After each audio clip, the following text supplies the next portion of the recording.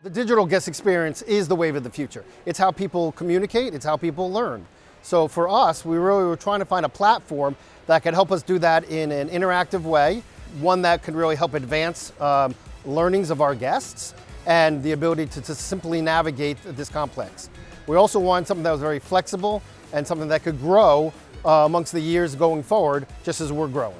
We launched our first guest app in 2017, early in the year. It was built internally and it was hard-coded. And then when that role became vacant, we quickly found it was very hard to update because really you needed somebody who had coding skills. So we kind of muddled along for several years until we decided we really needed to bring on a robust app with a CMS system behind it that could be updated easily, quickly, and serve our guests well. I would say one of the key things is the features that they brought to the table when we first decided to go with Attractions.io were super and were things that we needed. But also, more importantly, is the willingness, as we've worked together over the last few years, to look at new features and to incorporate other features that are going to help benefit our guests in the end.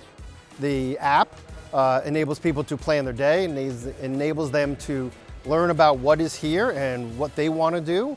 Also, it gives them the ability to do things like order food very easily, right on the app. It's very important, everything that we focus on is very guest-centric. So I'm always looking at how are we conveying messaging to the guests, whether it's prior to them coming here or even more importantly, when they're actually on site. We use the app to send out push notifications to our guests who have downloaded the app, and we do that regularly. If we have schedule changes, if it's something that's going to be a quick change, we can do it people here just on site.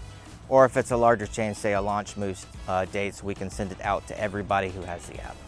So basically in push messaging and stuff, you can see that it gives you all the information you've sent, what kind of view rate you've had. We send out a lot of these for our launch updates coming, especially when we're selling tickets or offering even just viewing at the visitor complex itself. It's a pleasure for us to be partnering with Attractions.io to help bring the NASA story to all of our guests.